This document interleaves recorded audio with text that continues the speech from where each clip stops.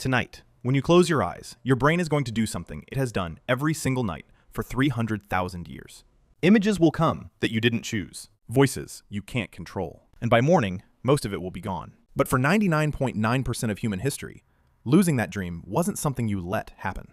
But modern humans almost never think twice about forgetting. For over 300,000 years, every single one of your ancestors woke from sleep and treated what they had just seen as the most important information of the day. Just the images, the voices, and whatever meaning they could pull from the dark before it dissolved. So what did early humans actually do with their dreams? The answer changes everything we think we know about creativity, memory, and what it means to be human. Let's start with REM sleep, because REM sleep is where all of this happens. The earliest solid evidence of humans recording dreams comes from ancient Mesopotamia, roughly 5,000 years ago. But dreaming itself didn't begin with writing. Dreaming completely restructured how early humans understood the world they couldn't see. Before any concept of the mind, our ancestors experienced dreams the way every other animal probably does. Something arrived in the night you couldn't stop. Dead relatives spoke. Predators appeared in places you'd never been. Landscapes opened up that didn't exist. Dreams changed the human relationship with reality overnight. Literally. A single dream about a predator in a specific valley kept an entire hunting group out of that territory for weeks. Inside a species that took dreams seriously, survival information moved through sleep. Outside one, you walked into dangers your waking mind had sensed, but never consciously named. This is not an exaggeration. Neuroscientists studying threat simulation in REM sleep have documented that humans who regularly recall their dreams show measurably faster threat recognition in waking life than those who don't, even today. But here's what's fascinating. Dreaming didn't just protect early humans from danger. It gave them something no other animal had ever had: a second life. Think about this. Before any understanding of death or the unconscious, your ancestor closed their eyes and woke up somewhere else. They spoke to people who had died. They flew. They saw things that hadn't happened yet. Dreaming suddenly meant reality was larger than what you could touch. And over thousands of generations, that larger reality changed our species. In 2004, neuroscientist Matthew Walker published research at Harvard that rewrote how science understood sleep. He had spent years running subjects through memory consolidation and problem-solving studies across dozens of controlled protocols. These were the most rigorous dream state analyses ever conducted. What he found was striking. Subjects who completed full dream cycles solved complex problems at rates nearly 40% higher than those whose REM sleep was cut short. When dreaming was interrupted, the improvement disappeared entirely. It was what the subjects reported dreaming about. Problems they hadn't consciously attempted. People they hadn't thought about in years. Conflicts that hadn't surfaced in waking life for months. Walker argued that REM dreaming is where human creativity was born. The sleeping brain was the original laboratory, the original library, the original oracle. It's where humans made connections their waking minds were too occupied to find. It's where we became us. But dreaming wasn't just about what the brain produced alone in the dark. There was something else happening when early humans woke. Something scientists only began to measure in the last 40 years.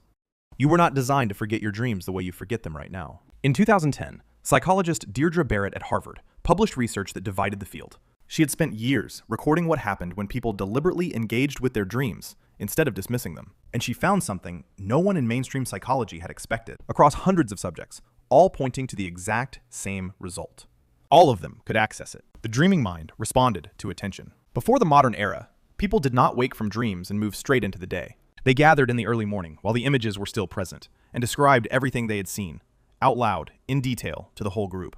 Then came the collective interpretation, which required everyone to sit with the images together before anything else happened. This wasn't superstition. This was memory technology. And what did those morning rituals actually look like? Everything.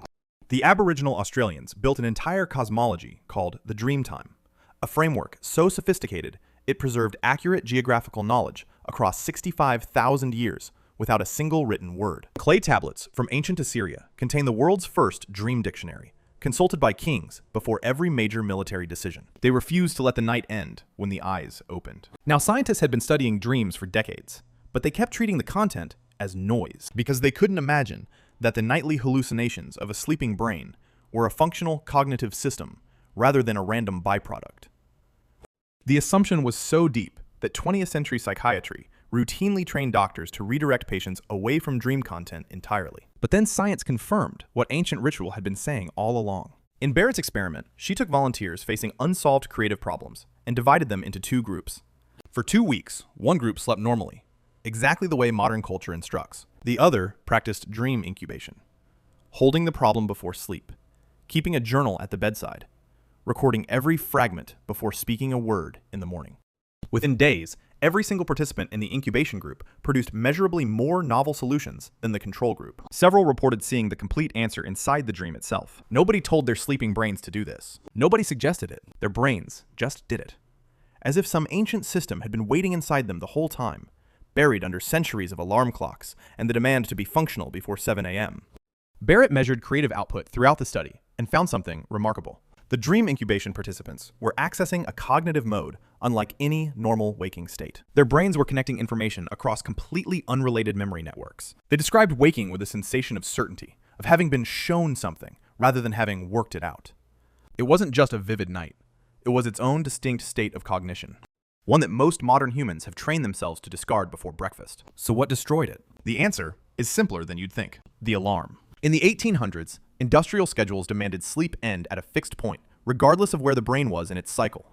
REM sleep, where the richest dreaming occurs, sits in the final hours before natural waking. Then came electric light, compressing sleep from the other end. Then screens suppressing melatonin before the eyes even closed. And within a generation, the dream life humans had tended for 300,000 years became something that happened by accident on a Saturday morning. And here's the part nobody talks about. The word nightmare comes from the Old English nightmare. It literally means night crusher. In medieval Europe, people believed a physical entity sat on the chest of the sleeper and pressed the breath out, because a threatening dream felt so physically real that an outside cause was the only explanation anyone could accept. People took their dreams seriously in a way that is almost impossible for us to understand today. And then we set a 6:30 alarm. We scheduled the night, and we thought that was progress. But here's what we lost. Modern humans cut sleep short by an average of 90 minutes per night, compared to pre-industrial populations. That 90 minutes comes almost entirely from the final sleep cycle. Your dreaming brain does not know the difference between an alarm and a predator. When it fires, your brain floods with cortisol and terminates REM mid-sequence, erasing whatever the sleeping mind was building in the last hour before dawn. Researchers have found that a single, full, uninterrupted sleep cycle, allowed to end naturally, produces measurably higher creative output than the same hours cut short by an alarm. That's all it takes for 300,000 years of dreaming architecture to do what it was built to do. We didn't just change when we sleep. We severed an entire cognitive system that ran every night for the whole of human history. That dreaming state, the connecting, the processing, the solving in the dark, doesn't complete itself anymore for most people. Instead, we have creative blocks, and we treat them like character flaws. But what if they're not character flaws at all? What if staring at the same problem for weeks with no answer isn't your mind failing? What if it's your mind waiting for a night of sleep you keep cutting short? For 300,000 years, your ancestors moved through the world in a rhythm that modern neuroscience is only beginning to understand. They dreamed in long, uninterrupted cycles until the brain finished. They woke slowly and described everything before the images dissolved. They lived in a relationship with sleep so close that the boundary between dream and reality wasn't confusion. It was data. The dream told you where the water was. The dream showed you who to trust. The dream brought the dead back long enough to say what was left unsaid. And every morning when they surfaced in the gray light before dawn, they lay completely still and let the last images pass through. The animal, the fire, the face. Before the day arrived and pulled it all away. We traded all of that for a 6:30 alarm. And most of us never even knew what we gave up.